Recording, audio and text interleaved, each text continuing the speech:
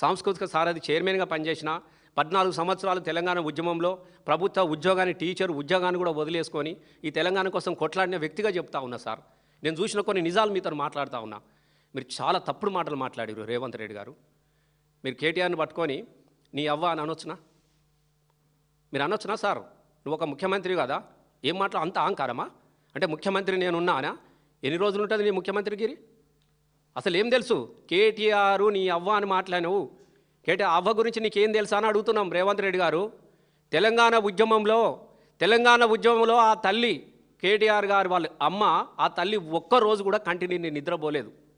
అర్ధరాత్రి ఎప్పుడు తెలంగాణ ఉద్యమ బిడ్డలు ఇంటికి వచ్చినా కూడా కడుపు నిండా అన్నం పెట్టినటువంటి తల్లి బాబు, నీకు తెలియకుంటే నువ్వు అప్పుడు ఏడున్నావు, నీ బతికేడున్నది. ఆంధ్రోలు పెట్టిన బిర్యానీ పొట్లాలు తిని కూడా బతికిన రోజున తెలంగాణ బిడ్డలకు ఆ తల్లి నందినగర్లో ఇంట్లో అన్నం పెట్టింది. మాలాంటి అనేక మంది తెలంగాణ ఉద్యమ బిడ్డలందరికీ రాత్రి అనక పగలనక స్వయంగా వడ్డించింది. అట్లాంటి తల్లిని పట్టుకొని అందరు తల్లి, ఆమె ఒక్క కేటీఆర్ తల్లే కాదు, మాలాంటి తెలంగాణ ఉద్యమ బిడ్డలందరూ కూడా ఆమె తల్లి లాంటిది.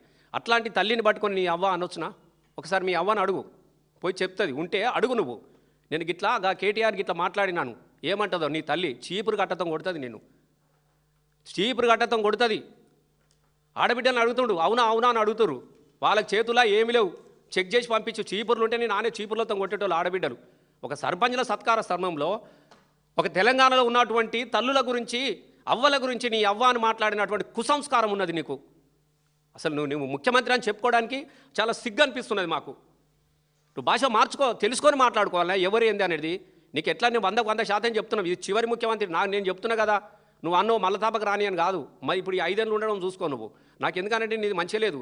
నాకు ఇలా పొద్దుగాల ఆయన జ్యోతిష్కుని నాకు నమ్మకం లేదు, కానీ ఎందుకనే మంచిది కిరికిరి మాట్లాడుతున్నా. ఒక జ్యోతిష్యుని అడిగిన నేను, ఏంది ఆయన అంటే తొండల పేరు తిత్తుండి, ఏంది అసలు ఈ ముఖ్యమంత్రి అంటే ఆయన మొత్తం అంతా చూసి నాకు తొండదోషం ఉందట రేవంత్ రెడ్డికి.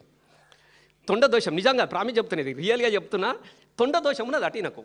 ఈ దోషాలు చాలా రకాలు ఉంటాయి కదా, ఈ తొండ దోషం ఎట్లా వచ్చిందా అని నేను మళ్ళీ అడిగితాను. ఏం చెప్తాంటే ఏం లేదు, ఒక రోజున తొండలన్నీ కలిసి సమావేశం పెట్టుకున్నాయట. ఇక తొండలు అంటే మీకు ఎట్లుంటాయి, అవి ఏడబెట్టుకుంటాయి. ఈ గోడలు ఆడ పాత గోడలు ఉన్నా ఏ గోడలు ఉన్నా పాక్కుంటా పోయి మొత్తం గుండ్ల మీద ఈ గోడలు ఎక్కినాయట. ఎందుకంటే ఈ గోడలు ఏడ మంచి గోడ ఉంటే నాకు అనిపోయినాయి. అవి అన్ని పోయి గోడల మీద సమావేశం పెట్టుకున్న తొండలని. ఈ తొండలన్నీ ఒక్క బందుకు సమావేశం పెట్టుకొని మాట్లాడుతుండగా ఇంకొక తొండ వచ్చి పెద్దగా కనబడి ఇట్లా గోడకే నిక్కుతున్నాడు. అడిగి తొండలు గోడకి ఏం చేస్తాయి, అవి చేసే పని ఇట్లా అంటా ఉంటే ఈయన కూడా ఇట్లా దుంకాలనా వద్దా అని చెప్పేసి ఇటు ప్రయత్నం చేస్తుంటే ఆ తొండలేమనుకునేవి, అమ్మ మనం చిన్నగా ఉన్నాం కానీ ఇంకొక పెద్ద తొండ వచ్చినట్టున్నది, ఇది ఎక్కడిరా మన రాజ్యంలోకి వచ్చినాయి అని చెప్పి తొండలన్నీ ఉరికేసినాయట ఒకటేసారి. ఈ రాగానే ఈ పెద్ద తొండ ఆయన గోడ దుంకింది, ఉరుకుడు పరిగెత్తుడు అది మొదలుపెట్టి అవి కూడా ఎంబడి వాడి తొండలన్నీగా.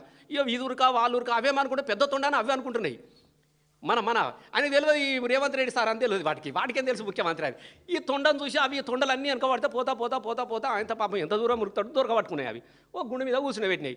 ఏం సంగతి భయ్, మా ఏరియాకి వచ్చినవి ఏందా నువ్వు, మా ఏరియాకి వచ్చినవి ఏంది, మా ఏరియాకి వచ్చి మా పని చేస్తున్నావు, గోడెక్కి ఇట్లా అంటే మనోనికి అప్పుడప్పటికి అన్ని పార్టీల గోడలు దుంకినట్టు ఏ గోడ దుంకవడానికి పోయిండో ఆ రాత్రి అని అన్ని దొరకబట్టి ఏం సంగతి అనేది అని అంటే ఏం లేదు, నేను కొత్తగా ముఖ్యమంత్రి అయినా, లేదు నువ్వు మా ఏరియాకి వచ్చినావు, నేను ఇడిచి పెట్టేదే లేదు అని చెప్పి ఒకటి అంగిలో జరుగుతున్నది, ఒకటి లాగులో జరుగుతున్నది, ఒకటి జేబులో జరుగుతావు, నీకు ఇడతలేవు తొండలు బాగా తొండలు అయిపోయాయి.